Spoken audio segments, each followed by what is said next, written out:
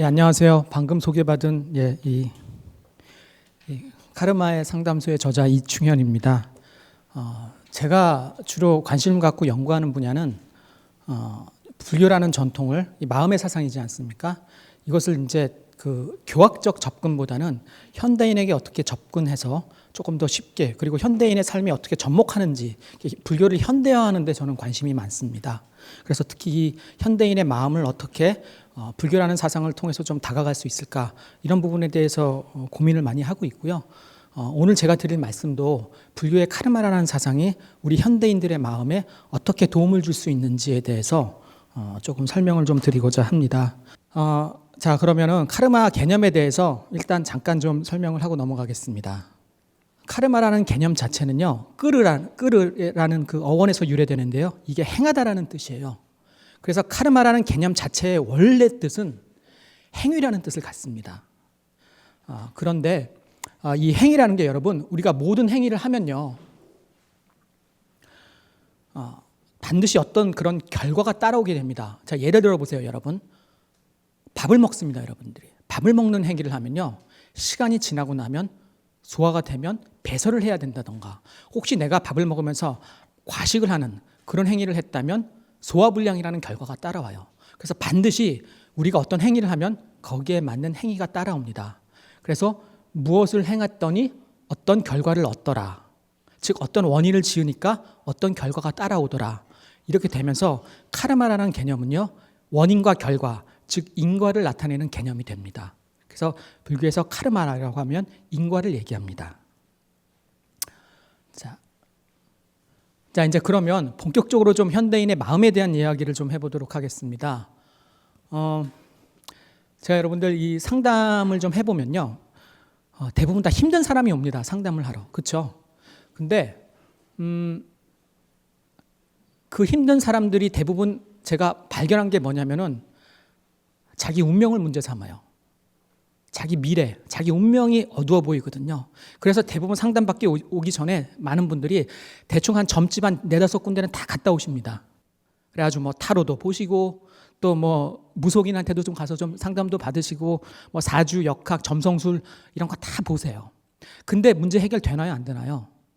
안 되죠. 문제가 해결됐으면 상담받으러 안 왔겠죠. 상담을 그래도 해결이 안 되니까 괴롭고, 그렇게 괴로우니까 자기중심적으로 상담하면서 살다 보니까 남하고 갈등도 맺고, 이래가지고 문제가 생기고, 이러니까 결국은 이제 오는 거예요. 반대로 지금 자기가 잘 나가는 사람들, 성공하는 사람들, 이런 사람들은요, 자기 운명이나 미래 이런 거 고민 안 합니다. 잘 상담받으러 당연히 안 옵니다. 사람 다 똑같아요. 그래서 제가 그렇게 이제 그게 자기 운명의 문제를 삼고 딱 온 분들한테 얘기를 해보다 보니까, 이거는 제가 카르마 상담을 해야겠다라고 마음먹은 계기이기도 한데요, 운명관이 크게 2군데로 갈라지더라고요. 크게. 그러니까 따지고 보다 보니까 이 사람들의 운명관의 정체가 드러나는데, 그 정체 중에 하나가 뭐냐면요, 내 미래 운명은 다 정해져 있어. 모든 건 다 딱딱딱딱딱 과거로부터 흘러가가지고 내 이 과거의 실패, 그러니까 지금 힘든 사람들은 대부분 다 실패한 경험 또는 괴로운 경험을 하신 분들 아닙니까? 그래서 암울해 보이잖아요. 근데 이 경험이 앞으로도 계속 이어질 거라고 보는 극단적인 결정론적 관점을 갖고 있다는 거였어요, 한 사람이. 예를 들어서 제가 상담을 했던 미국 교포분이셨는데, 학생이었는데 되게 유명한 미국의 대학을 다니셨어요. 근데 전공은 수학이에요.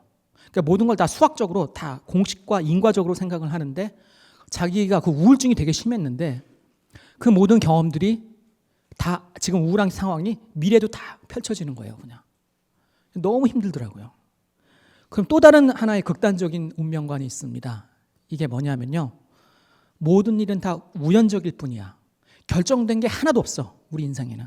극단적인 비결정론입니다. 우연론적 관점이야. 여러분, 이게 왜 문제가 되냐면요, 이게 삶을 운에 맡겨야 돼요. 이렇게 되면 그럼 막 살게 됩니다. 요즘 여러분, 현대인들이, 특히 젊은 세대들이 요즘 이런 운명관을 좀 많이 갖습니다. 이제 이 유물론적 사고 방식에 거의 극단에 지금 달려가고 있는데요. 그러니까 코인, 주식, 로또 이런 데 몰빵하는 거예요, 이제 막. 왜냐하면 이게 다 보니까 우연인 것 같거든요. 인과적으로 진행되는 게 하나도 없어 보이거든요. 그러니까 그냥 안 되면 운 탓, 잘 돼도 운 탓 이렇게 됩니다. 그러니까 여러분 이런 운명과는요. 결국 제가 보니까 한 가지의 결론 혹은 두 가지의 결론으로 갑니다. 그러니까 여러분들 딱 보면요. 이 두 가지가 되게 반대의 운명관처럼 보이잖아요. 하나는 완벽하게 인과가 따다다다닥 시계 톱니바퀴 돌아가듯이 정해져 있는 거고 다른 하나는 정해져 있는 게 하나도 없는 것처럼 보이잖아요.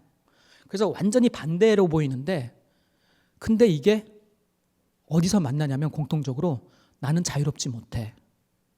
인간이 본질적인 가지고 있는 인간의 의지라는 부분에 문제를 삼게 합니다. 왜냐하면요. 여러분 처음부터 끝까지가 다 결정되어 있으면요. 내가 어떤 영향을 줘? 내 의지가. 이런 질문을 하게 되잖아요. 오늘날의 뇌과학이 특히 이런 얘기를 많이 하죠. 리벳의 실험이나 이런 걸 통해서 인간의 자유의지는 허상이라는 얘기를 좀 하지 않습니까? 그리고 비결정론, 우연론으로 가면 인간은 아예 인과라는 것 자체가 존재하잖아요. 다 운이에요. 그러니까 내가 열심히 노력해도 미래에 인과를 만들 수가 없어요. 그러니까 결국 나는 의지를 발휘할 수 없어. 나는 자유롭지 못해. 인간이 가진 근본적인 실존적인 조건에 문제를 삼게 됩니다. 이러면 여러분 정신적으로 문제가 당연히 생깁니다. 당연히 생겨요. 자, 그래서 이렇게 되면 무슨 문제가 되느냐?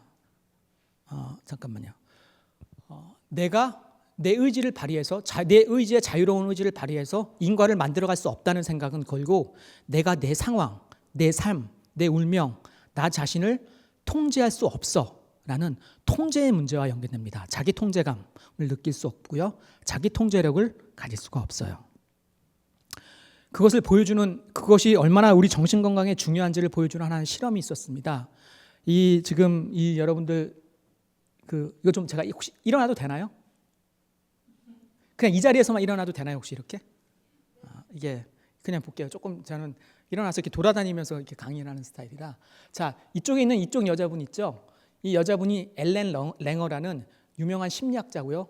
이 옆에 있는 이분이 주디스 로딘이라는 또 유명한 심리학자예요. 이 두 분이 팀을 꾸려서 실험을 합니다. 요양원으로 가요.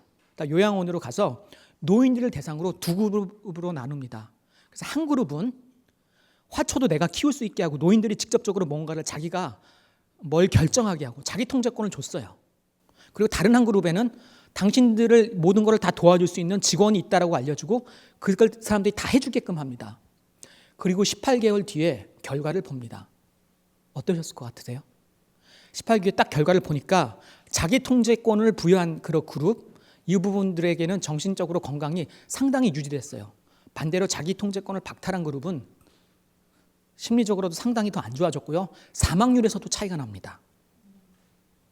그래서 여러분 우리가 지금 인과를 경험하면서 내가 의지로 무언가를 만들어간다는 것, 내가 자기 통제감을 느끼고 있다는 것, 자기 통제력을 내가 갖고 있다는 것, 이것을 경험하는 게 우리의 정신건강과 아주 중요한 그런 상관관계에 있다는 것을 알게 됩니다. 여러분. 그래서 우리가 의지를 발휘할 수 있느냐는 가능성이 있느냐, 우리의 의지와 자유로움을 경험하면서 자기 통제력을 경험한다는 것은 상당히 이 두 개념은 연관되면서 우리 인간의 정신건강이 매우 중요해요. 여러분.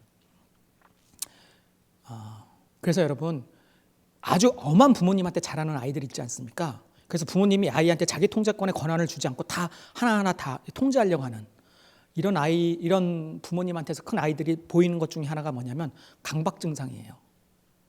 그래서 항상 손을 씻거나 청소를 하거나 길거리에 지나다니면서 질서를 찾습니다. 규칙을 찾습니다. 왜 규칙을 찾냐면요. 질서를 봐야 자기가 안정이 되거든요. 그래야 자기가 조금이라도 그 질서에 맞게 통제할 수 있다던가 내가 뭔가 안정적인 이런 심리 상태를 유지할 수가 있고요. 청소하는 것도요. 조금이라도 이물질이 있으면 자기가 통제할 수 없는 상황이 올까 봐 두려운 거예요. 그래서 이런 강박 증상을 보여요. 그렇기 때문에 아이를 잘 키우려면 적당히 너무 완벽하게 풀어주진 않지만 적당히 자기 통제감을 경험할 수 있게 해줘야 합니다.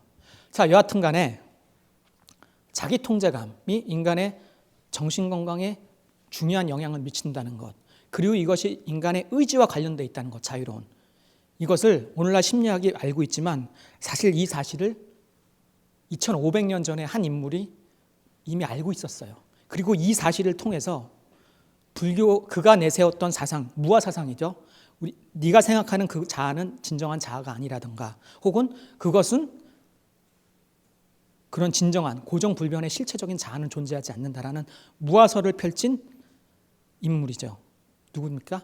부처님이세요.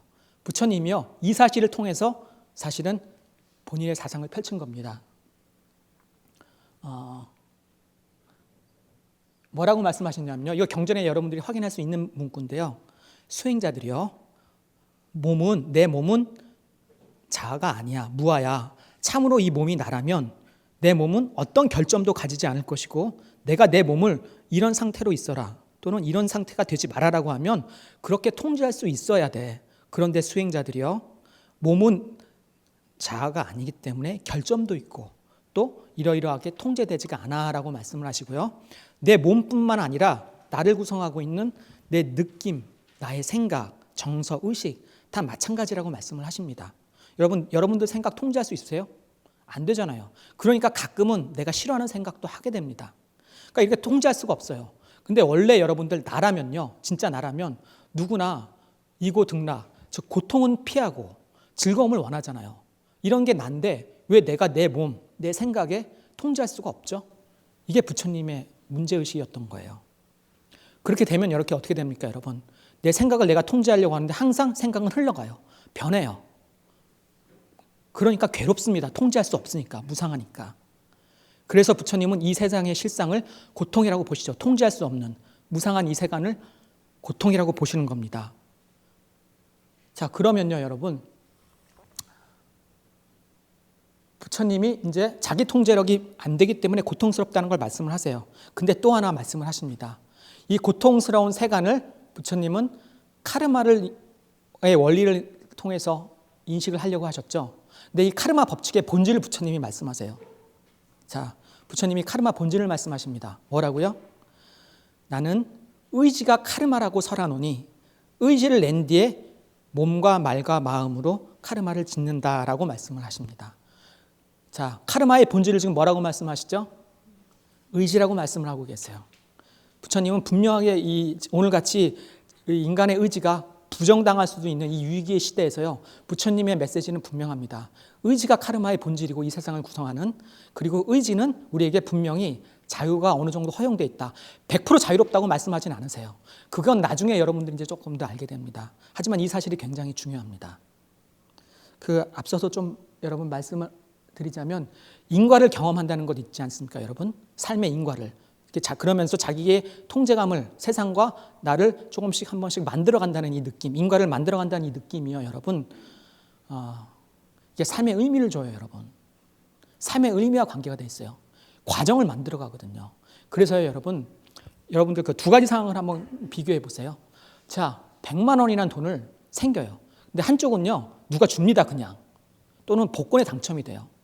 반대로 다른 한쪽은 내가 어떤 프로젝트를 참가해서 열심히 노력을 해서 100만 원을 법니다. 이 둘의 의미는 굉장히 달라요.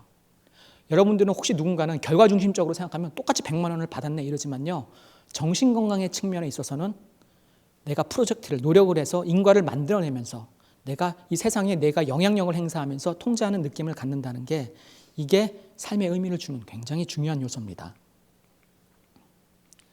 자, 근데 여러분, 불교에서 말하는 의지가, 조금 우리는 의지라는 정의에 대해서 좀 살펴보고 가죠. 사실 부처님은 의지가 무엇인지에 대한 정의까지 내리지는 않으셨어요. 근데 이것을 후대에 불교의 논사들이 정의를 해놓습니다. 그래서 제가 카르마를 전공하는 사람으로서 의지의 정의에 대해서 좀 조사를 해봤더니요, 다 똑같은 정의를 내리고 있더라고요. 여러 문서에서 뭐라고 얘기하냐면요, 마음을 조작하게 하는 힘이 의지다, 마음을 조작하게 하는 게 의지다, 마음을 움직이게 한다, 이런 얘기들입니다. 그러니까 즉 의지는요, 불교에서 말하는 의지란 무엇이냐면요, 마음을 움직이게 하고 마음을 짓는, 작심하게 하는 힘입니다. 근본적인 힘. 그러니까 마음을 움직이게 하는 근본적인 힘, 의지는 인간에게 존재하는 거예요. 자, 그러면 이 의지를 통해서 부처님이 카르마의 법칙을 어떻게 설명을 하시냐면요, 이렇게 말씀을 하십니다. 자, 고의로 지은, 내가 의지를 갖고 지은 카르마라면 나는 그것에 해당하는 결과를 현재 생에서나 다음 생에서 반드시 받는다고 말한다. 그리고 또 수타니파타는 경전은 이렇게 말씀하십니다. 그 어떤 누구의 카르마도 그냥 사라지는 법은 없습니다, 여러분. 한번 짓고 나면요, 그냥 사라지는 법은 없습니다. 참으로 그것은 반드시 되돌아오며 그것의 주인이 그것을 받게 하는 겁니다. 그러니까 여러분, 내가 카르마를 짓고 나면요, 내가 밥을 먹고 나면 그 밥을 먹은 것을 없는 일로 할 수는 없지 않습니까? 마찬가지예요, 여러분. 고의적인 카르마는요, 반드시 결과를 낳습니다. 그러면 여러분, 이제 또 하나의 이것에 좀 이제 그 철학적 사유가 막 퍼지게 되죠. 그럼 이제 또 궁금증이 하나 생겨요. 그럼 고의적이지 않은 카르마는 어떻게? 여러분들 일상에 살면서 다 고의적으로만 행동하나요? 아니잖아요. 그렇죠? 아니시죠? 하품도 하고요. 하품에 고의성이 있습니까? 그리고 더 문제가 있어요. 카르마 인과에서 어떤 게 문제가 되냐면요, 내가 길을 가다가 나도 모르게 돌뿌리에 딱 걸려가지고 딱 넘어지는데 옆에 그때 마침 재수없게 노인이 지나가고 있었어요. 그래서 나도 모르게 딱 노인하고 부딪혀요. 근데 그 노인이 넘어지면서 다칩니다. 그럼 이거 어떻게 해요? 내가 지금 고의적으로 했나요? 아니지 않습니까? 그럼 이런 카르마 인과는 어떻게 하냐는 거예요. 여기에 대해서 부처님은 이렇게 말씀하십니다. 의도적으로 짓지 않은 카르마라면 나는 그 결과가 반드시 받는 것은 아니라고 한다. 이게 되게 애매한 말씀이세요. 그렇죠? 맞습니다. 예. 왜냐하면 받을 수도 있고 안 받을 수도 있다는 얘기예요. 하지만 불교에서 주는 메시지는 분명합니다. 그리고 경전에서 부처님이 비고의적인 카르마가 결과를 낳는 그런 예시를 또 드는 경우도 있기는 해요. 아주 드문 경우입니다만. 근데 불교는 대체로, 그리고 불교 전통 대체로 항상 고의적인 카르마만을 따졌어요. 그래서 그 불교의 항상 그 논쟁의 대상이었던 자이나 교도들이 이렇게 비판을 하기도 합니다. 야, 불교도 너희들은 만약 사람을 죽일 마음으로 착각으로 쌀자루를 칼로 팍 찔러요. 그리고 나면 너희들 내로라면 살인 동기가 있었으니까 너희는 살인죄를 저지른 거 아니야 라고 비판을 하기도 합니다. 뭐 그것도 맞는 얘기일 수 있어요. 우리 현실적으로 보면. 근데 여러분, 이제 여기서 여러분들 우리는 우리의 마음, 어떤 것이 우리 심리에 도움이 되는지를 좀 생각을 해볼 필요가 있어요. 어떤 게 현명한지. 여러분, 내가 의도적으로 한 일에 대해서 인과를 신경 쓰는 게 현명할까요? 아니면 내 의지가 전혀 개입되지 않는 인과에 대해서 신경을 쓰는 게 설사 있더라도 거기에 대해서 내가 어떻게 할 수 있는 게 없잖아요. 어떤 게 현명합니까? 여기서 여러분들 좀 머리 아프시겠지만 제가 심리학적인 개념 하나만 좀 설명을 좀 드리겠습니다. 이게 리비도라는 개념인데요.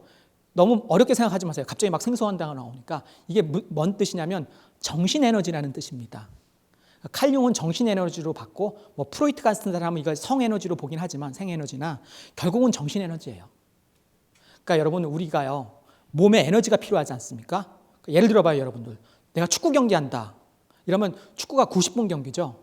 그러면 90분 내내 똑같은 체력으로 달리기 할 수 있으세요? 축구할 수 있으세요? 안 되죠. 처음에는 쌩쌩하고 달리다가 40분, 50분 지나고 나면 힘 떨어지잖아요. 우리 정신에너지도 마찬가지예요, 여러분. 정신에너지도요, 무한정 있는 것이 아니라 조금씩 쓰다 보면 고갈됩니다. 그럼 어떻게 해요? 정신에너지도 전략적으로 잘 배분해야 돼요, 필요한 곳에. 그러면 내가 인과를 어느 정도 내 의지대로 동기를 통제할 수 있는 부분에다가 마음을 쓰는 게 더 낫나요? 아닌 게 낫나요? 내가 통제할 수 없는 부분에다가 정신에너지를 쓰면요, 그만큼 나는 다른 데다가 에너지를 못 쓰는 거예요. 그러면 내가 통제할 수 없는 부분에다가 그 결과에다 자꾸 신경을 쓰니까 계속 마음이 불안하고요. 결과에 조마조마해져요. 결과에 목매게 됩니다.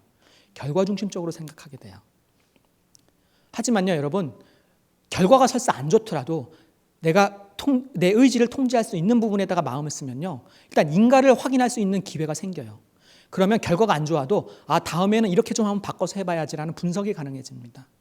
그렇게 되면요, 인과를 점점 느낄 수 있는, 그런 경험할 수 있는 이런 여유가 생기고요. 그렇게 해서 인과를 좀 통제하면 우리 정신 에너지가 좀 남습니다. 그럼 그 남는 에너지는 또 다른 생산적인 일에도 쓸 수 있는 거예요. 그러니까 여러분, 불교는요, 굉장히 현명한 접근을 하고 있는 겁니다.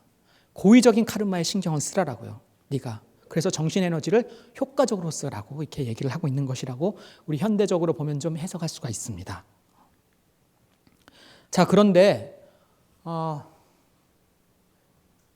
우리가 인과를 확인한다는 것, 인과를 깨닫는다는데 중요한 전제가 하나 있습니다. 불교는 분명히 고의적인 카르마는 결과를 낳는다라고 믿으라고 말씀하고 부처님 말씀하셨고 그것은 좋은 신념입니다. 굉장히. 그리고 불교에서도요. 좋은 신념은 선한 요소입니다. 그러니까 모 종교에서만 믿음을 강조하는 게 아니에요, 여러분. 사실 불교도 종교 전통이고요. 그렇기 때문에 불교도 좋은 믿음은 굉장히 인간을 선하게 하는 중요한 요소, 선한 심소입니다.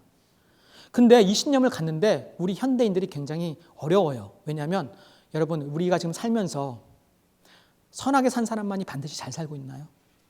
아니죠. 악한 사람도 잘 사는 경우가 있고요. 그리고 여러분들 때로는 여러분들이 노력을 하지만 노력한 결과를 못 보는 경우가 많아요.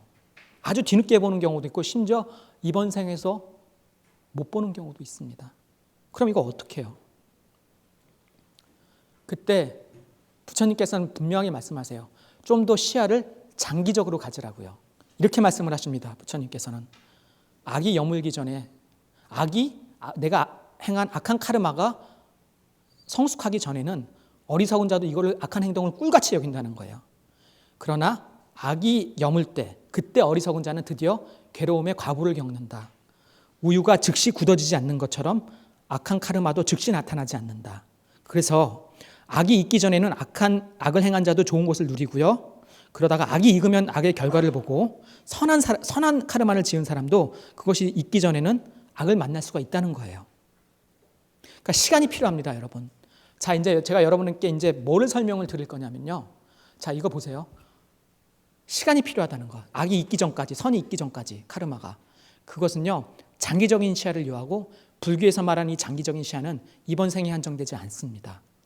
자, 불교를 포함한 카르마를 이야기했던 고대 인도 전통이 다 함께 얘기하는 카르마를 얘기할 때 같이 얘기하는 세 가지의 딸려오는 개념들이 있습니다. 그 첫 번째가 뭐냐?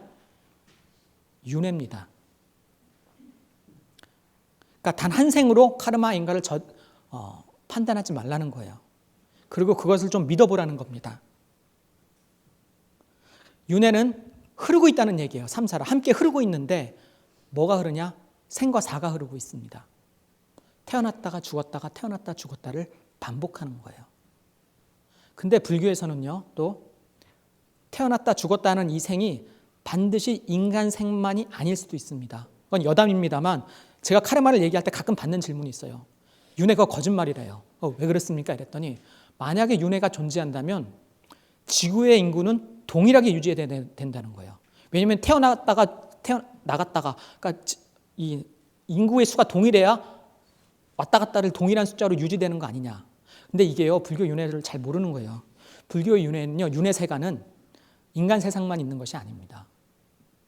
총 6가지의 세상이 있다고 하죠. 윤회세간은. 하나는 천상세간, 인간세간, 축생, 지옥, 아기, 아수라입니다. 뭐 아수라를 빼고 5개만 얘기하는 그런 것도 있지만 크게 이 6도인데요. 3개 6도를 얘기하는데 천상은 정말 행복한 즐거움만 있는 이런 세간이에요. 좋은 카르마를 지으면 일로 간다고 하죠. 기본적으로는. 그러니까 여기에 사는 존재들을 기본적으로 천신이라고 합니다. 기독교에만 신이 있는 건 아니고 불교에도 신이 있는데 유일신이 아니에요. 이거는 약간 그러니까 그냥 높은 영적 존재인 거죠. 이 천신들이고요.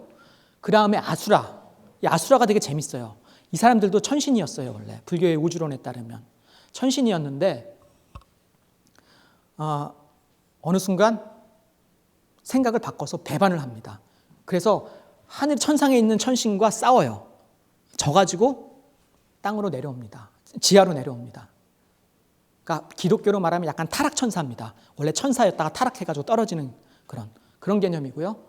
자, 그 다음에 아귀는요, 귀신입니다. 귀신. 근데 탐욕이 굉장히 강해요. 그래서 먹을 식욕도 너무 강해서요. 입도 이만해요. 입도 이만한데 목구멍은 바늘구멍만 해요. 그럼 어떻게 해요? 탐욕이 강해서 먹고 싶은데 음식은 들어가지가 않습니다. 목에 바늘구멍이라. 그래서 항상 배가 고파요. 그래서 탐욕에 쩐 그런 귀신이고요. 아주 저급한 귀신이고요. 지옥은 말 그대로 막 아주 괴로운 시대고, 그리고 인간이 축생은 여러분들 알다시피 뭐 벌레부터 이런 온 그 동물이고요. 자, 인간이 재밌습니다, 여러분. 이 인간이요, 카르마의 인과를 가장 여실하게 경험할 수 있는 세간이에요. 그래서 좋음도 있고 나쁨도 있습니다. 여기는 즐거움도 있고 괴로움이 명확하게 경험이 되고요. 자유의 의지도 명확하게 경험할 수 있는 세간이 이 세간이에요. 그래서 심지어 정법 염처병인가요? 거기에 뭐라고 나오냐면요, 아수라하고 천신이 싸우는데, 아직까지도 싸우고 있는데, 인간이 선한 카르마를 지으면 그 힘이 미쳐서 천신이 이기고, 그래서 세상이 좋은 시기가 오고, 인간이 악한 카르마를 지으면 아수라가 이겨가지고 말세가 오는 겁니다. 그만큼 인간의 이 카르마의 힘은 이 세계에 미치는 영향도 큽니다. 그러니까 인간의 의지가 굉장히 중요한 거예요. 여담입니다만 사실 우리가 여러분 멀리 갈 거 없이 우리는 매일 윤회를 경험하고 있어요. 매일 우리는 잠이라는 가사 상태에 빠졌다가 매일 새롭게 태어나잖아요. 매일 윤회하고 있는 겁니다. 그리고 우리의 삶은 여러분 천상세계가 항상 즐거울 때도 있고요, 괴롭고 지옥처럼 괴로울 때도 있고요, 그리고 가끔은 내가 욕망과 탐욕에 눈이 멀어서 실수하기도 합니다. 그리고 때로는 너무 실수가 커서 금수만도 못한 놈, 축생강만도 못한 이런 얘기를 듣기도 하고요. 그리고 지옥처럼 괴로운 때도 있죠. 예. 근데 여러분, 그리고 여러분 여기서 두 가지를 봐야 돼요. 이게 윤회 세간이 있는데요. 이 윤회 세간에서 좋은 것도 있고 나쁜 것도 있잖아요. 부처님이 이 세간을 고라고 말씀을 했을 때 즐거움이 없다는 얘기가 아니에요. 즐거움과 괴로움이 다 있어요. 근데 여기서 여러분들 잘 생각해 봐야 됩니다. 첫 번째는 첫 번째는 뭐가 있냐면, 여러분 우리가 카르마를 지으면서 선한 카르마를 짓기가 쉬울까요? 아니면 악한 카르마, 그러니까 실수를 할 카르마를 짓기가 더 쉬울까요? 실수할 카르마가 훨씬 쉽습니다. 엄청나게 신경을 쓰지 않으면요, 그러니까 이 우주는 마치 무질서도가 엔트로피가 증가하듯이요. 그래서 신경 써서 그 질서를 유지하지 않으면 무질서해지듯이요. 마찬가지예요. 우리가 짓는 카르마도요. 신경을 정말 써서 노력을 하지 않으면 악한 카르마를 짓기가 더 쉽습니다. 그래서 우리는 성자를 만나기가 어려운 거예요. 그렇기 때문에 여러분 우리의 카르마의 과거에 따라서 괴로운 세계를 경험할 확률이 훨씬 더 높습니다. 그리고 이 천신의 세계도 영원한 게 아니에요. 결국은 자기가 과거에 지은 카르마에 의해서 이 천신의 카르마가 끝나고 나면 다시 힘든 생활을 하게 돼요. 그리고 두 번째, 여러분 괴로운 경험과 즐거운 경험 어느 게 우리한테 더 크게 영향을 미치고 오래 갈 것 같으세요? 괴로운 경험 맞습니다. 여러분 그래서요, 사람들이 저희한테 잘해주거나 즐거운 경험 사람들 잘 기억 못합니다. 근데 자기한테 나쁘게 한 경험은 하나하나 다 기억해요. 그냥 아주 꼬치꼬치. 그러니까 여러분 이 세간에서는 괴로움의 기회가 훨씬 큰 거예요. 그렇기 때문에 현대적으로 보면 부처님이 그렇기 때문에 이 세상을 고라고 말씀하셨구나 라고 생각할 수가 있어요. 근데 이 고통의 세간이 여러분 무한히 반복된다고 생각해 보세요. 환장을 누르십니다. 이러면 여러분 생 자체가 의미가 없어져요. 동일한 것이 무한히 반복되면요, 인과를 짓는 것도 의미가 없어지고 삶의 의미가 없어집니다. 그것을 어느 책에서 굉장히 무아를 논하는 서적에서 굉장히 잘 얘기했어요. 뭐라고 얘기했냐면요, 인도 철학자들은 인격들을 시작도 끝도 없는 재생의 과정의 주체로 여겼다. 그러나 이런 관점은 다음과 같은 요점을 강조한다. 재생은 재사망을 의미하고 끝없는 반복은 모든 의미를 다 고갈시킬 수 있다는 점이다. 여러분 끝없이 반복을 하면요, 동일한 것들이 반복되면 의미가 없어져요. 그럼 여러분 뭐가 필요합니까? 탈출구가 필요한 거예요. 시간이 좀 컨트롤 안 되지만 좀 여담을 또 말씀을 드리자면, 제가 상담을 하면서요, 여러분 고등학생, 젊은 사람들, 대학생, 젊은 20대 이런 사람들 상담을 하거든요. 그럼 여러분 제가 참 죄 짓는 느낌이에요. 왜냐하면 거짓말을 해야 되거든요. 어떤 거짓말을 해야 되냐면, 정말 공부하느라고 부모님이 엄한 부모님 만나서 공부하느라고 너무 힘들면서 애가 막 심리적으로 불안해요. 그럼 전 뭐라고 말하냐면요, 야 너 이거 끝없이 반복될 것 같이 고등학교 생활이? 그렇지 않아. 좀 있으면 너 대학 가면 이거 끝난다. 근데 이게 왜 거짓말이냐면요, 여러분 요즘 대학생들 가면 여러분 편할 것 같으세요? 저희 때들, 그러니까 여러분들도 조금 이렇게 연세가 있으신데 여러분들 때는 대학 생활이 좀 편했죠. 하지만 요즘 대학생들요, 여러분들 취업하면 입학하면요, 당장 이제 취업 전선에 뛰어들 걱정합니다. 요즘 대학생들은 스펙 쌓느라고요, 이것저것 엄청나게 힘들어요. 하지만 저는 그 거짓말을 해야 돼요. 대학생들이 오면요, 또 거짓말합니다. 야, 너 취업하고 힘들지, 스펙 쌓느라고. 근데 너 이제 취업하면 너 이제 돈도 벌고 그러면 너 이제 네가 막 원하는 여행도 갈 수 있고 되게 좋다. 근데 이거 거짓말이에요. 왜냐하면요, 사회 취업해서 초년생 되면 그때가 제일 힘들지 않나요? 직장에 가면 직장 상사 눈치 봐야죠, 일해야 되죠, 일 배워야 되죠. 진짜 힘들거든요. 그럼 젊은 사람들 오면요, 또 저는 뻥을 치는 거예요. 야, 너 이제 중년 되면 이제는 너는 좀만 더 버텨. 중년이 곧 오잖아. 근데 여기 뭐 중년, 노년 다 있습니다만, 그러니까 계속 거짓말하는 거예요. 그러면서 저는 이제 위안을 삼죠. 어차피 우리 인생이 거짓말이니까. 뭐 여러분들 결혼 많이들 하셨잖아요. 결혼이라는 것 자체가 거짓말이잖아요. 내가 한 남편, 내 부인이 나의 부족한 점을 채워주고 나를 보듬어 줄 거라고 생각하지만 웬걸, 결혼하고 나면 나의 부족한 점을 더 크게 보이게 만드는 게 결혼 아닙니까? 이런 거에 다 거짓말하는 걸 사는 거예요. 그러니까 우리는 이 고통의 세계에서 계속 보는 거고. 자, 여러분, 그래서 여러분들 동일한 것이 반복된다고 말할 수 없습니다. 결국은 탈출구가 필요해요. 그래서 세 번째 개념, 카르마와 윤회, 그 다음 나오는 개념이 해탈 혹은 열반입니다. 이 해탈과 열반은요, 여러분, 벗어난다는 뜻을 기본적으로 가져요. 해탈, 무띠, 이것은 풀다, 벗어난다는 어원에서 나온 단어고요. 열반은 니르바나, 닛바나. 니르는 끄다라는 뜻이고 바나는 불이라는 뜻이거든요. 불을 끄다. 즉 번뇌에서 벗어나다, 고통에서 벗어나다, 번뇌의 불을 끄다, 고통의 불을 끄다. 즉 윤회, 고통인 윤회 세간에서 벗어난다는 뜻을 갖습니다. 그래서 여러분, 이게 근데 왜 중요하냐면요, 현대인들이요, 지금 종교가 무너지는 시대 아닙니까? 현대인들. 이게 왜 괴롭냐면요, 삶에 큰 목적을 주는, 근원적인 목적을 사람들이 잘 상정을 안 해요. 이 포스트 모던한, 이 종교가 무너지는 이 시대는요, 삶에 큰 목적을 주는 것들을 굉장히 부담스러워해요. 그렇기 때문에 삶에 아주 기본적인 주는 나침반을 제공하는 그런 것들을 가질 수가 없어요. 그렇기 때문에 방황하고 불안합니다. 하지만 불교에 따르면 분명히 이 해탈이라는 목적이 되게 중요하고요. 우리는 이런 목적을 갖고 사는 게 우리 삶에 굉장한 도움이 됩니다. 이게 불교 경전에서 잘 나타납니다. 부처님이 와차라는 그 제자에게 이렇게 말씀하십니다. 와차여, 나의 제자로서 흰 옷을 입고 범행을 닦으면서 이 번뇌를 완전히 없애고 해탈 전에 간다는 그 정거천에 태어나서 그곳에서 반열반에 들면서 이제 세상에서 다시 돌아오지 않는 열반을 넣는 우바세, 즉 출가자죠. 출가자가 아니라 제가자, 일반인들입니다. 일반인들을 나는 100명, 200명, 300명, 400명, 500명뿐만이 아니라 그보다 훨씬 많이 한다고요. 그러면 뭡니까? 해탈이나 열반은요, 단지 전문적인 출가자의 수행자만의 영역이 아닌 겁니다. 부처님이 이렇게 말씀하세요.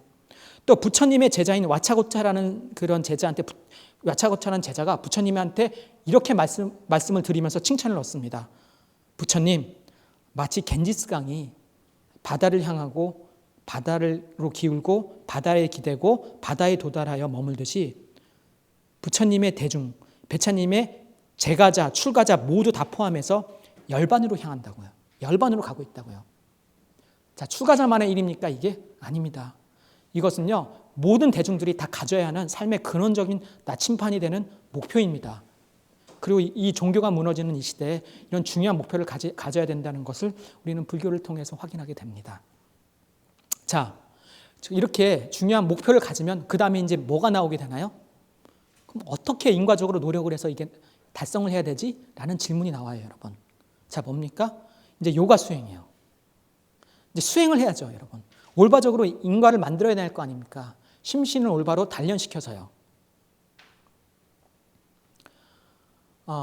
이렇게 여러분, 제가 지금까지 좀 설명을 드렸는데 이 세트입니다. 카르마, 윤회, 해탈, 요가.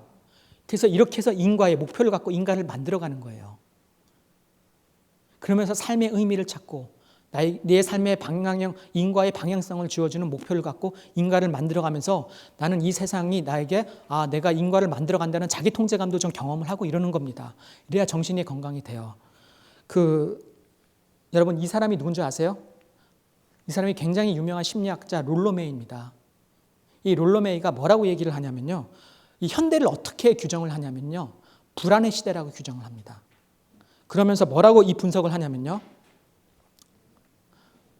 자, 현대에 와서는 공허감과 권태감이 많은 이들에게 공통적인 문제점으로 되고 있다. 이 불안의 시대에서요. 그러면서 그러니까 삶의 의미를 찾을 수가 없으니까 텅 비어 있겠죠. 무료하고요. 텅 빈 인간이 삶을 사는 사람들은 파격적인 행위, 일탈적인 행위를 저지름으로써 겨우 살맛을 찾거나 또는 그런 짓을 하는 사람과 자신을 동일시하면서 겨우 권태를 면할 수 있다. 여러분들 요즘 현대인들 보면요. 그러니까 이 삶의 의미를, 인과를 만들어가는 이런 삶의 의미를 잊어버림으로 인해서 일탈적인 행위를 많이 합니다.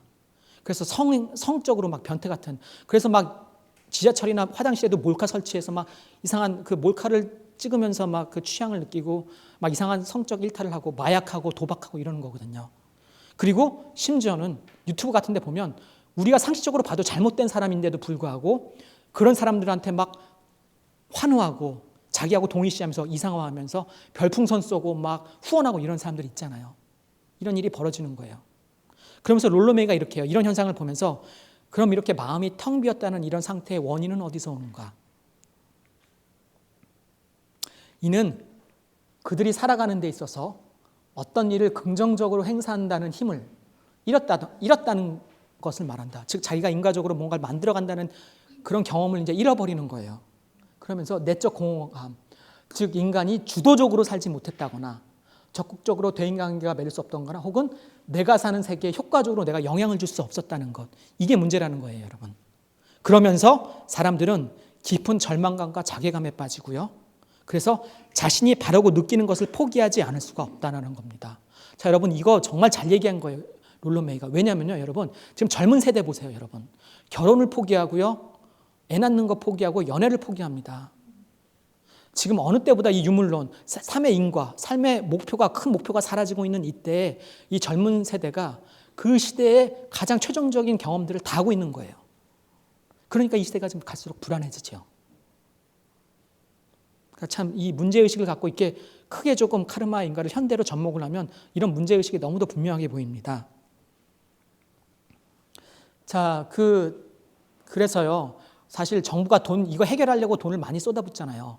근데 이걸요, 여러분들 객관적인 경제적인 조건만 좋게 한다고 해서 잘 안 풀릴 겁니다, 아마. 조금 더 인문학적이고 조금 더 철학적이고 영적인 접근이 필요한 거예요. 근데 그런 접근은 하나도 안 하잖아요, 지금. 그게 문제인 겁니다. 자, 이제 여러분 이제부터는 조금 더 실천적인 얘기로 좀 이제 넘어갈 건데요. 실천적으로 넘어가기 전에 불교의 또 이 카르마 인과에 대한 중요한 개념 하나를 알고 좀 넘어가겠습니다. 이게 뭐냐면요. 삼세 양중 인과라는 개념입니다. 이 개념은 사실 말도 많고 탈도 많은 개념이에요. 왜냐하면 불교를 공부하시는 분들 중에서도 이 개념을 좀 비판하는 분들이 계시거든요. 근데 뭐 저는 지금 그걸 교학적으로 논하고 있을 생각은 없습니다. 시간도 안 되고. 하지만 중요한 것은 아비달마 불교의 논사들은 이 삼세 양중 인과를 굉장히 중요하게 여겼다는 거예요. 저는 그거에 입각해서 말씀을 드리겠습니다. 자, 삼세 양중 인과. 삼세 과거, 현재, 미래. 삼세 양중 인과. 과거, 현재, 미래의 인과가 양중 겹친다. 그게 삼세 양중 인과입니다. 조금만 더 잘 설명을 드려볼게요. 자, 여러분들 보세요. 자, 아까 말씀드렸죠? 카르마의 인과는 윤회를 전제한다고요. 자, 그럼 왠지 언제, 내가 의식적으로는 잘 모르겠지만 언제가 시작은 잘 모르겠지만 내가 무명해, 잘 몰라서 행했던 나의 과거의 카르마의 실수들이 계속 인과가 벌어지고 있나요? 아니나요? 있죠? 계속 흘러오고 있다가 이번 생도 딱 일어나게 합니다. 자, 그럼 이번 현재 생은 과거의 카르마에 내가 지은 카르마로 인해서 영향을 받게 돼요. 근데 계속 영향만 받나요? 아니요.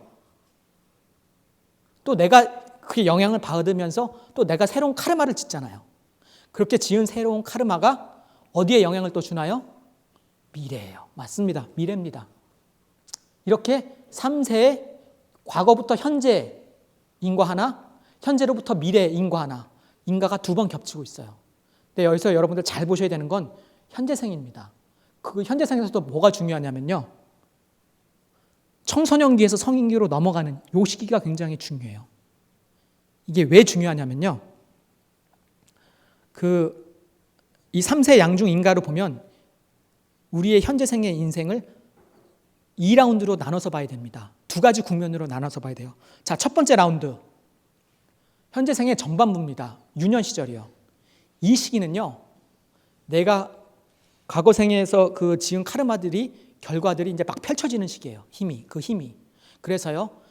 내가 지은 잘못된 과거의 큰 카르마들이 나를 인간으로 태어나게 했고, 그리고 내가 어떤 대륙, 어떤 나라에 태어나게 결정을 했고, 내가 어떤 인종으로 태어나게 결정을 했고, 내가 어떤 부자인 집안이든 가난한 집안이든 또는 정서적으로 안정된 부모든 아니든 그런 것을 태어나게 했습니다.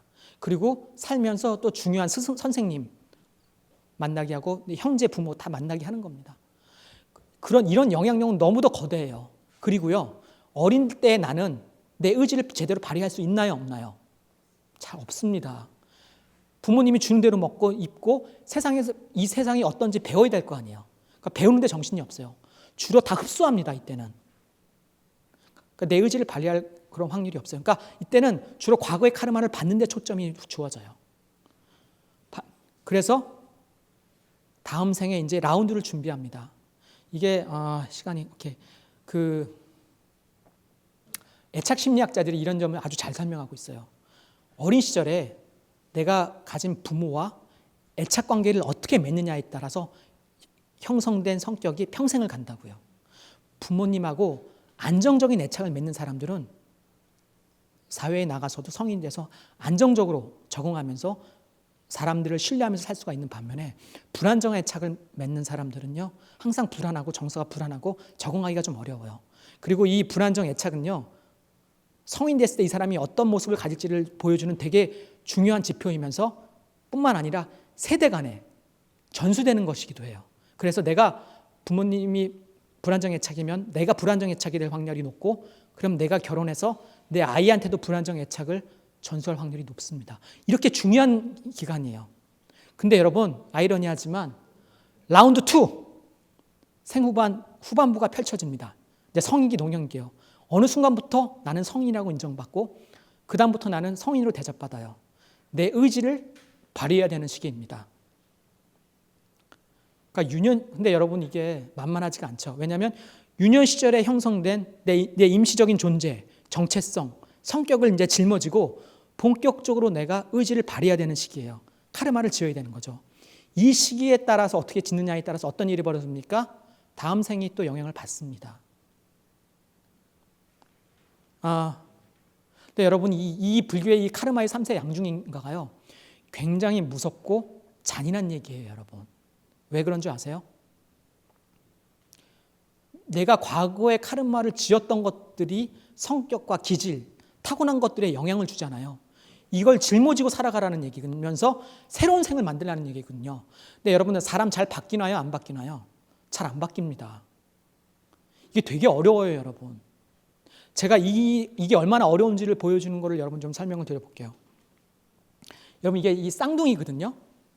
일란성 쌍둥이입니다. 얼마 전 기사에 나왔던 이 쌍둥이인데 서로가 핸드폰 안면 인식이 서로 다 통과될 정도로 똑같이 생겼는데요. 어렸을 때 각각 다른 가정에 입양이 돼요. 그리고 성인 돼서 만났는데 놀랍게도 그들의 많은 것들이 동일적이었습니다. 단지 외모뿐만이 아니라 습관, 그리고 음식을 좋아하는 취향, 헤어스타일을 좋아하는 취향, 그리고 심지어는 아들의 이름도 케빈으로 똑같았어요. 그 다음 볼까요? 얘 동양에만 얘냐? 그렇지 않아요. 이 사람들은 서양의 일란성 쌍둥이인데요. 4개월 때 서로 다른 가정에 입양했다가 중년에 만났어요. 훨씬 더 늦게 만났죠. 근데 이 사람들도 놀랍게요.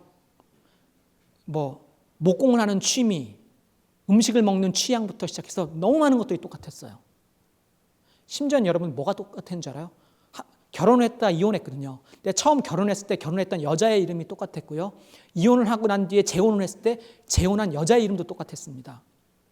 그러니까 여러분 우리는요, 어떻게 보면 우리가 결정하면서 의지를 발휘한다고 살지만 상당 부분은 우리가 태어난 기질, 과거에 해왔던 카르마의 영향력에 휘둘리면서 살고 있을 수도 있어요. 쉽지가 않은 거예요. 환경의 영향력도 있습니다, 여러분. 이것도 일란성 쌍둥이인데요. 이 쌍둥이가 재미있는 이유는 이분들을 중년에 만났는데 한쪽은 그 독일의 나치 집안에 입양이 되고요. 한쪽은 유태인의 집안에 입양이 돼요. 그래서 다 딱 자라고 나니까 뭐 피는 담배 브랜드부터 시작해서 많은 게 똑같았거든요. 또 걸음걸이 방식부터 시작해서 의자에 앉는 뭐 형태부터 이런 게 많은 게 똑같았는데 뭐가 달랐냐면 한쪽은 나치 옹호자, 나치에서 활동을 했고요. 한쪽은 나치를 혐오했어요. 그리고 한쪽은 나치를 옹호하는 쪽은 굉장히 보수적인 성격이었고요. 이쪽은 자유주의자였어요. 이건 뭐가 영향을 받냐면 부모님의 영향을 받는 겁니다. 가정 환경의 영향을. 이것은 내가 태어난 기질이나 이런 것뿐만 아니라 내가 선택한 환경 이런 거에도 영향을 크게 받는다는 얘기죠. 자, 이렇게 여러분 우리가 처음부터 가지고 태어난 조건들에 의해서 크게 영향을 받습니다.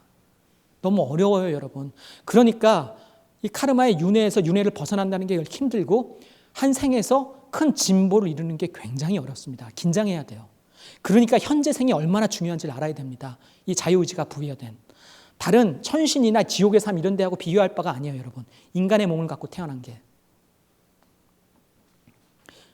그래서 여러분, 현재 생은요, 과거에서 넘어온 결과가 크게 영향을 미치고 있는 순간이면서 동시에 내가 미래를 만들어 가야 하는 그런 과제를 갖고 있는 순간인, 공존된 이런 순간이고요. 현재 생이 중요한 거예요. 의지 때문에. 부처님이 이것을 잘 말씀하십니다. 뭐라고 말씀하시냐면요. 출생은 과거로부터 내가 한 걸로부터 선택된 거잖아요. 근데 출생을 따지지 말라고 그래요. 뭘 따지냐면 오히려 당신이 따질 것은 그가 어떤 카르마를 짓는지 지금 행위를 따지라고 말씀을 하세요. 참으로 좋은 집안이든 나쁜 집안이든 어떤 땔감에서도 불은 나기 마련이다. 의지를 발휘할 수 있는, 의지를 발휘한다는 것만큼은 누구나 평등합니다. 비천한 가문의 출생일지라도 비록 과거에 내 카르마가 조금 잘못됐을지라도 부끄러운 행동을 자제할 줄 알며 현재에서 수정을 하면 그 사람이 고귀하고 훌륭한 사람이 되는 거라고 부처님이 말씀을 하십니다. 자, 이제 여러분 3세 양중인가에서 현재생이 중요하다는 것, 현재생이 중요하다는 걸 알았습니다. 근데 여전히 풀리지 않는 질문 하나가 있어요. 근데 과거생이 문제입니다. 과거생의 영향력이 매우 크다고 말씀을 드렸잖아요. 그러면 드는 질문은 이겁니다. 카르마에 의한 영향력에 의해서 굉장히 우리가 영향을 받는다면 전생 알아야 되지 않아요? 실제로 부처님 같은 분들은 전생을 보셨다고 신통이 있으셨죠. 그런데 그분들은 해탈에 가까우신 분들이니까 조금 논외로 하고요. 자, 우리들의 문제는 어떻게 합니까? 전생을 모르는데 어떻게 카르마 개념, 카르마 상담 어떻게 해요? 이런 질문 제가 받거든요. 자, 그런데요. 3세 양중인가를 논했던 세친이라는 유명한 불교 논사입니다. 굉장히 유명한 불교 논사인데 이런 말씀을 하십니다. 이제 왜 너는 3세 양중인가를 하면서 현재 생을 그렇게 자세히 얘기하고 과거 생하고 미래 생은 잘 얘기 안 해? 이러니까 세친이 뭐라고 말하냐면 자, 현재 생을 널리 밝힘으로써 과거 생과 미래 생 두 가지 생도 헤아리는 것이 가능하기 때문에 그래. 현재 생을 잘 알아봄으로 인해서 과거 생과 미래 생의 인과도 알려지는 것과 다를 바 없기 때문에 잘 안 다룰 거야. 다뤄봤자 번거롭기만 하잖아. 실익이 없고. 자, 뭐라고요? 현재 생을 잘 알면, 왜냐하면 과거에서 내가 문제가 됐던 것들이 지금 여기서 다시 문제가 되는 거 아닙니까? 그러니까 지금 문제를 잘 이해하면 과거 생은 볼 수 없어도 지금 필요한 건 충분히 아는 거예요. 마찬가지로 현재 내가 짓는 게 미래 생의 문제를 보이는 거니까 미래 생이 어떨지도 좀 볼 수 있는 거고요. 그래서 불설 3세 인과경에 이런 말이 있습니다.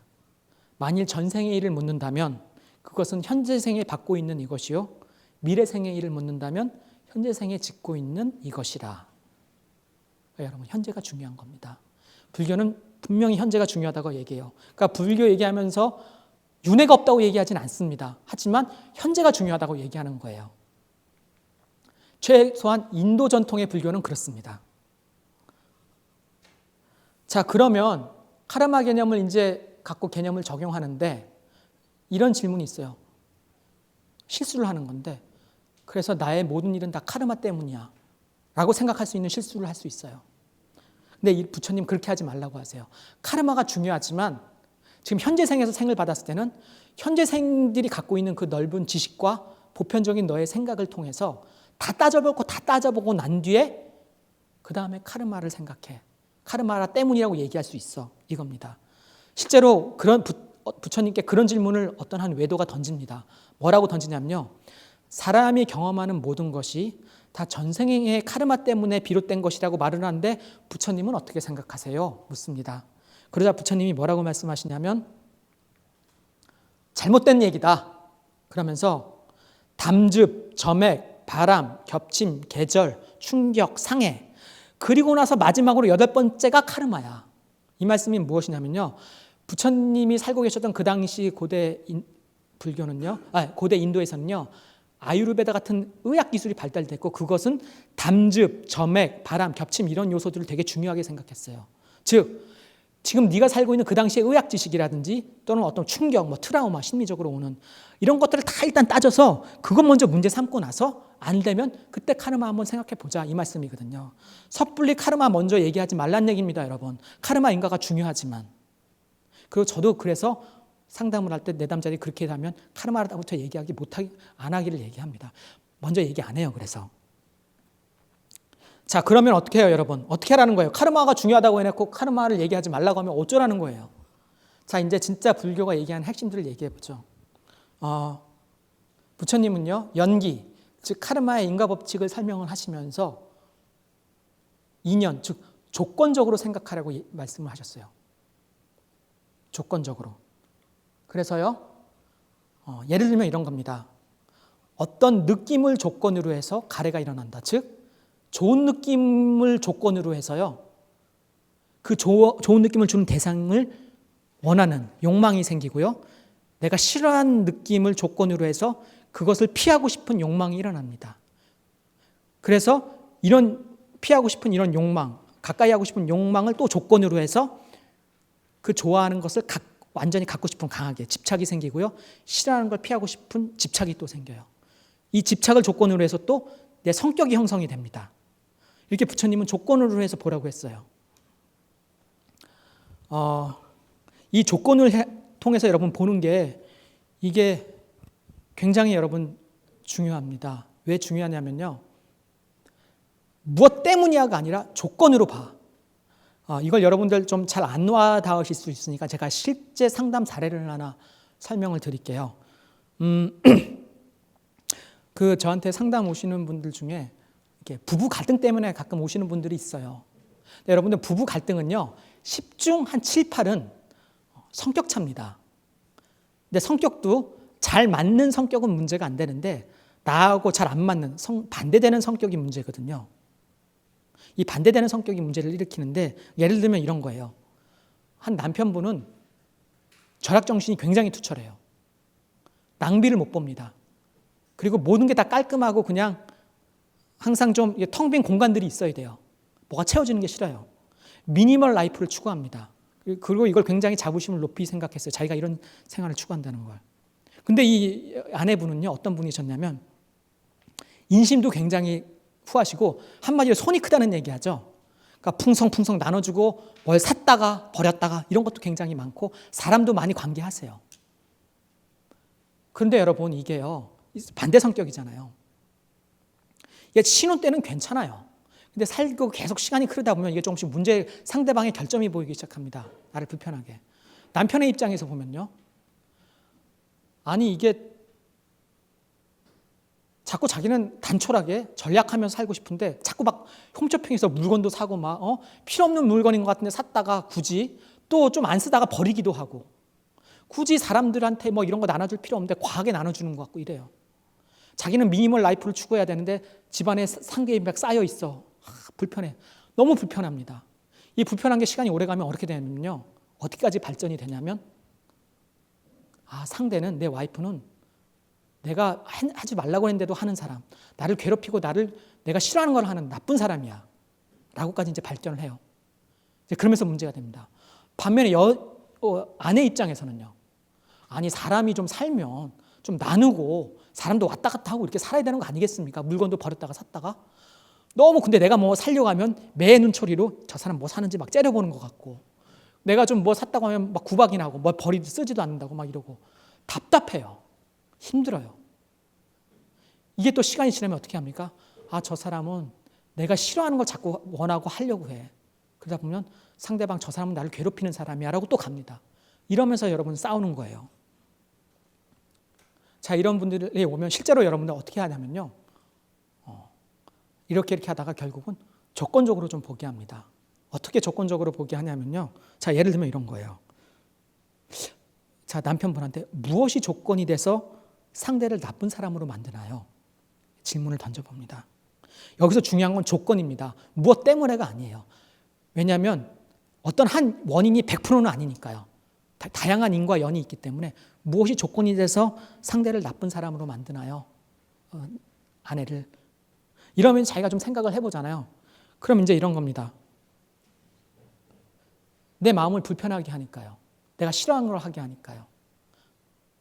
그럼 왜 마음이 불편해지나요? 어떤 게 조건이 돼서 마음이 불편하나요? 딱 물어보면요, 절약을 안 하고 낭비하지 않습니까?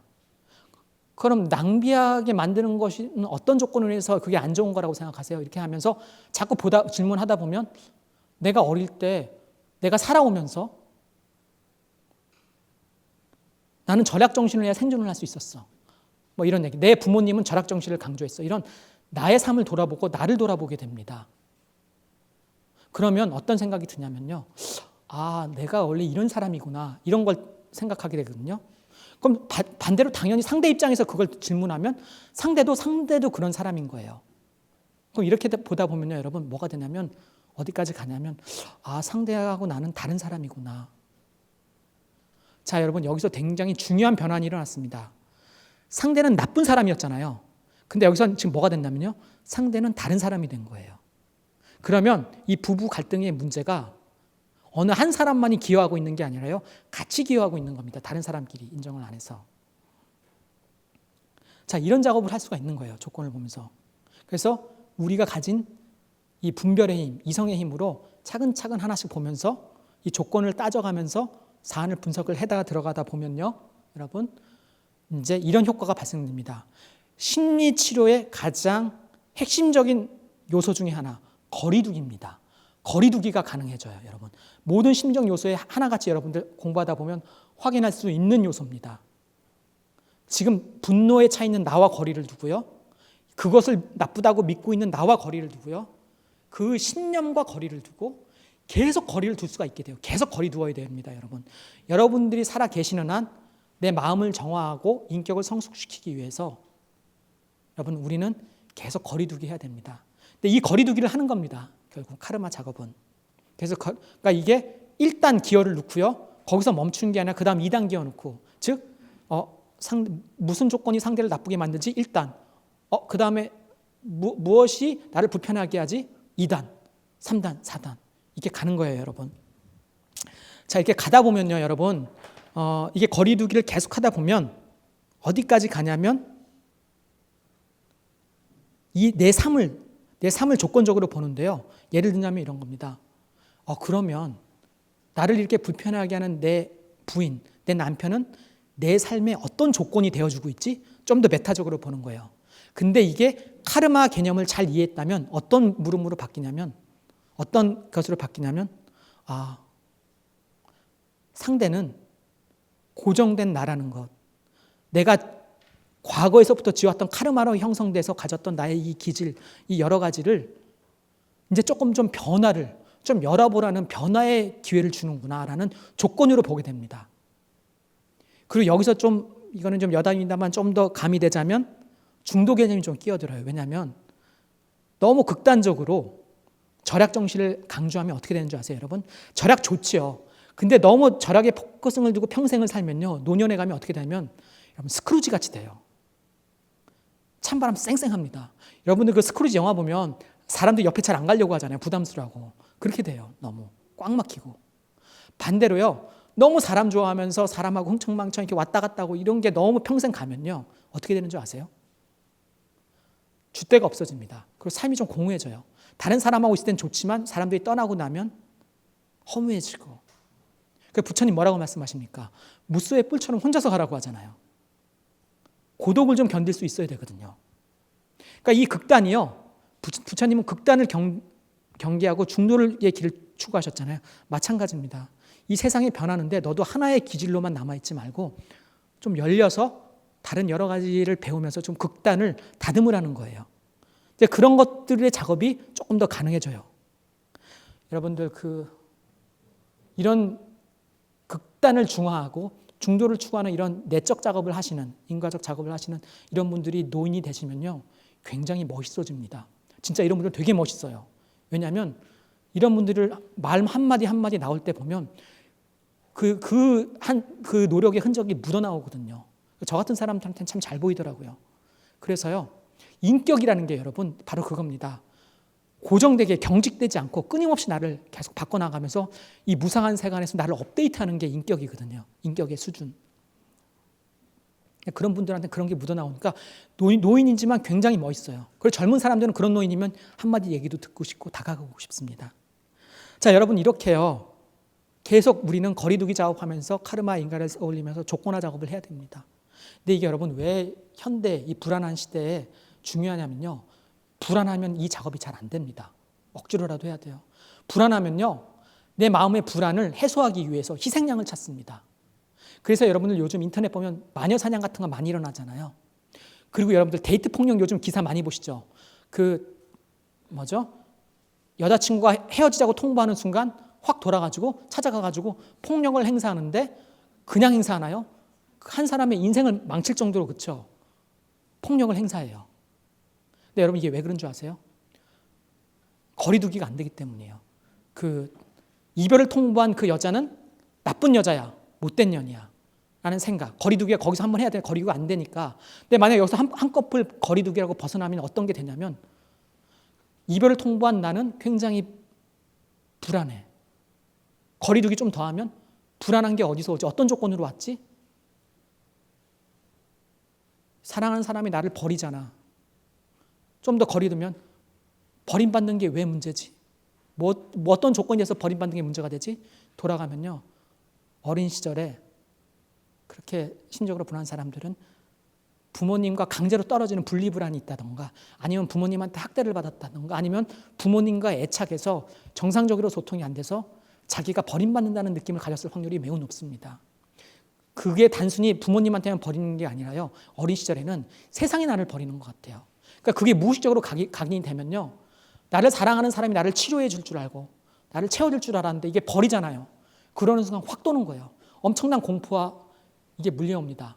그래서 가가지고 그것을 막기 위해서 패고 내가 가질 수 없으면 망치겠다는 이런 걸로 가거든요. 자, 그래서 여러분들 이런 작업이 굉장히 중요하다는 것을 여러분들께 말씀을 드립니다. 근데 이런 작업은요, 여러분 전생을 보는 신통이 없어도 할 수 있는 작업입니다. 뭘로 할 수 있냐? 우리가 가진 분별력으로요. 이성의 힘으로. 부처님께서는 여러분 여러분 참 이거 책에서 제가 썼는데 이렇게 할 때 여러분 하나의 팁을 드리자면 이렇게 단계별로 그 인생의 과제를 설정을 하다 보면요. 잘 안 되는 구간이 분명히 있습니다. 잘 안 넘어가지는 구간이 해결이 안 되는. 그때 뭘 해야 되냐면 여러분들 인생의 과제를 한번 설정해 보는 거예요. 이걸 갖고. 제가 카르마 원칙에도 썼는데 그러면 집중이 됩니다. 어차피 이게 잘 안 넘어간다는 얘기는요. 여러분 과거에서도 나는 이 문제를 못 풀었다는 얘기예요. 그렇기 때문에 이걸 인생의 과제를 설정을 하고 내가 한번 이걸 풀어보겠다 이번 생에. 이렇게 마음먹는 면에서 집중도 하고 잘 풀릴 수 있습니다. 이런 작업이 필요하고요. 자, 일단 중요한 건 신통 필요 없이 이것이 우리의 힘으로 분별력으로 가능하다고 했습니다. 사실 여러분 부처님이 우리 불교에서 말하면 흔히 어떤 오해를 하냐면 분별을 없애야 된다라고 얘기를 하는데 불교가 꼭 그것만 주장하는 것은 아닙니다. 부처님은 이렇게 말씀하셨어요. 나는 분별한 뒤에 말하는 사람입니다. 분별설자라고요. 나는 일방적으로 말하는 사람이 아닙니다라고 부처님이 말씀하셨거든요. 그러니까 여러분 부처님도 분별하는 힘을 강조하신 거예요. 어떻게? 잘. 희론으로 빠지지 말고 잘 하라고요. 이치에 맞게. 그러니까 여러분 부처님은 우리가 경험한 것들을 토대로 분별을 잘 하라고 말씀을 하셨기 때문에 우리도 그렇습니다. 카르마의 인과를 우리의 마음 치유를 위해 활용하는 데 있어서 분별력을 사용하는 겁니다. 자,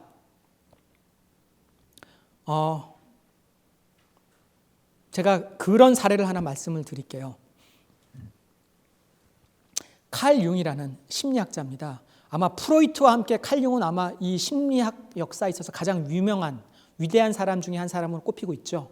그리고 칼 융은 프로이트하고 달리 프로이트는 심리학을 과학의 영역으로만 남기려고 했다면 프로이트는 이것을 종교의 영역으로까지 영적인 영역으로까지 확대하려고 해서 불교 공부나 이런 여러 가지 동양의 철학을 많이 공부했습니다. 근데 칼 융이요 82세의 나이부터 자서전을 쓰기 시작해요. 여비서의 도움을 받아서. 바로 이 책인데요. 이 책에서 카르마에 대한 자기의 생각을 밝혀요. 근데 뭐라고 얘기하냐면 자기는 신통이 없잖아요. 그러니까 나는 100% 내가 카르마와 윤회가 있다고 100% 내가 장담하라고 하면 못하겠다. 하지만 제가 좀 읽어보겠습니다. 칼융이 한 말을. 내가 먼 옛날에 살았고 거기서 지금도 여전히 대답할 수 없는 어떤 물음에 부닥쳤다는 것은 충분히 상상할 수 있는 일이다. 내게 부과된 과제를 풀지 못했으므로 다시 태어나야만 했다고 말이다. 추측하기로 내가 죽으면 나의 한 일들이 따라올 것이다. 나는 내가 한 일을 함께 가지고 갈 것이다. 이게 뭐 불교의 카르마의 윤회 사상과 완벽하게 일치되는 건 아니지만 상당히 따라온 그런 생각을 스스로 하게 됩니다. 그러면서 이렇게 얘기해요. 심리학자로서. 나의 존재 의미는 인생이 나에게 물음을 가지고 있다는 것이다. 바꾸어 말하면 나 자신이 세계를 향해 던지는 하나의 물음이며 나는 거기에 대한 나의 대답을 제시해야 한다. 그것은 내가 오로지 고심 끝에 인식하게 된 초개인적인 인생의 과제다. 여러분, 과거에 풀지 못한 카르마들이 우리 삶에 질문을 던집니다. 그럼 여러분들은 그것을 풀어내면서 답을 줘야 돼요. 마지막으로 카르마의 문구를 좀 더 제가 하나 했습니다. 카르마의 문제는 개인적인 재생이나 영혼의 윤회 문제와는 마찬가지로 내게는 어렵다.